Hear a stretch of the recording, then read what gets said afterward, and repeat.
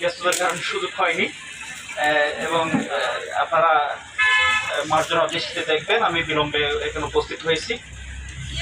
গত কিছুদিন আগে যখন এই সাংবাদিক সংস্থার অফিস উদ্বোধন হয়, নেতৃবৃন্দ আসছিলেন ঢাকা থেকে, সেখানেও আপনাদের নেতৃবৃন্দ আমাকে সেখানে আমন্ত্রণ জানিয়েছিলেন। আমিও আন্তরিকভাবে উপস্থিত হয়েছি এবং আপনাদের কার্যক্রমে এইভাবে আপনারা আমাকে সম্পৃক্ত করেন, এই জন্য আমি ব্যক্তিগতভাবে আপনাদের প্রতি কৃতজ্ঞতা জানাচ্ছি।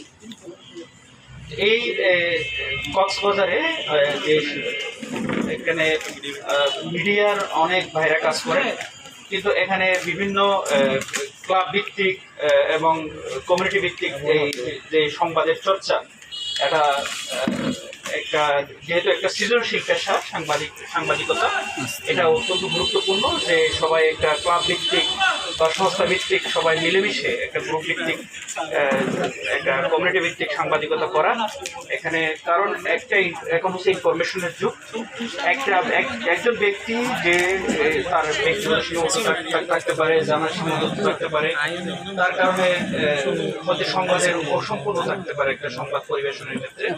যদি এভাবে আমরা ক্লাব ভিত্তিক সাংবাদিকতার চর্চাগুলো হয়, সেখানে একজনের কাছ থেকে তথ্য শেয়ারিং আদান প্রদানের মাধ্যমে একটা পরিপূর্ণ সংবাদ পরিবেশন করা সহজ হয় এবং নিজেও অনেক বেশি সমৃদ্ধ হওয়া যায় এবং একজনের বিপদ আপদে আরেকজনের পাশে থাকা যায়।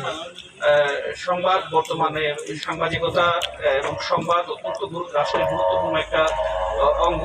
এটা একটা রাষ্ট্র সুশৃঙ্খল পথে এবং পরিচালনার জন্য এই গণমাধ্যমের অনেক গুরুত্বপূর্ণ ভূমিকা রয়েছে।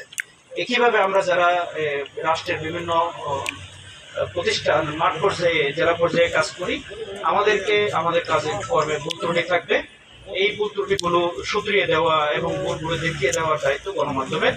আমি মনে করি কক্সবাজারের গণমাধ্যম সেই দায়িত্বটা ভালোভাবে পালন করছে। এখানে আমাদের কাজের আমরা যদি এই বস্তুনিষ্ঠ সমালোচনাগুলো পাই, তাহলে আমাদের কাজগুলো পরিশীলিত পর্যায়ে আমরা নিতে পারি। একইভাবে গণমানুষ, যেটা যারা এই আমাদের কাজের যারা উপকারভোগী সাধারণ মানুষ, তারাও উপকৃত হয়। তো এই পুলিশ এবং গণমাধ্যম একে অপরের পরিপূরক।